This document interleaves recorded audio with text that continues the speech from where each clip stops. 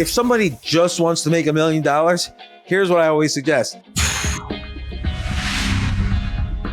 How would you advise me and Omid to make our first million? And obviously, like, I have a company. If you want context, I could give you context, but I think maybe even more like general stuff would be the idea that we're looking for. So anybody listening could get your take on that. I've kind of always stumbled into the businesses that I've started. But it's a great stumble. Think about every business. Every business in the world has three components. There's something that there's an excess supply of on one side. There's people who want the excess supply. And then there's the platform in the middle that mediates between the people who want the supply and people who have the supply. So Uber, there's an excess supply of empty car seats. There's a bunch of people who on occasion need to be sitting in an empty car seat. And Uber, the business, is the platform that mediates between the two things. Airbnb is like that. Oh, I'm going away. My home can be Airbnb. I have an empty house. Oh, it turns out there's a bunch of people who want an empty house, but I'm not going to call them. I'll just list it on Airbnb, and they handle the transactions. They handle the discovery. Like, someone can discover my house on Airbnb, and they handle the payments and customer satisfaction and all that stuff.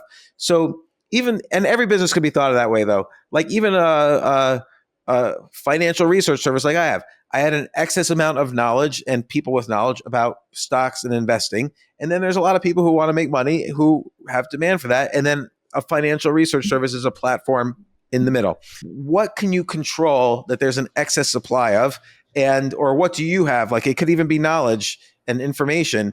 What knowledge do you have that you have an excess supply of, or you think people want an excess supply of? Or another way is also really being obsessed about money. So, for instance, I actually really do like the process of thinking about structures that make money. So, for instance, right now, baby boomers are old, so they're retiring. So a lot of baby boomers own mom and pop kind of businesses. Do you know 80% of businesses out there just get shut down? They don't get sold. They don't go public. If you run a laundromat and you're 80 years old now and your kids are not interested in running the laundromat, you're just going to shut it down. If somebody just wants to make $1 million, here's what I always suggest. Like, find a boring business that you could buy for free. And so what I mean by that, I can go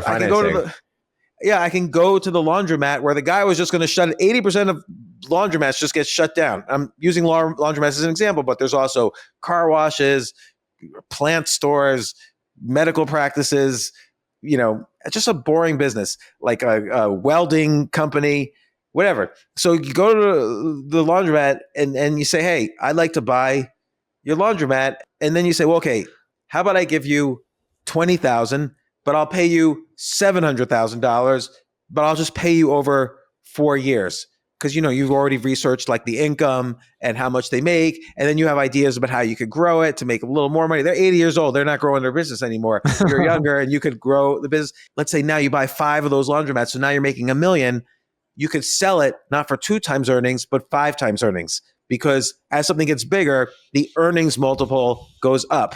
So just buying a bunch of companies, even if you don't improve them at all, you naturally will make, so let's say you just bought 5 of those laundromats that were making $200,000 a year. So now you're making $1 million a year, and you bought them all for 2 times earnings. So you're earning $1 million a year, but you spent $2 million. But now because of the size is bigger, now people are willing to pay. People who are bigger than you, who are more aggressive about wanting to buy big laundromat companies, they'll pay 5 times earnings. So you just bought everything for $2 million, but now you can immediately sell it for $5 million.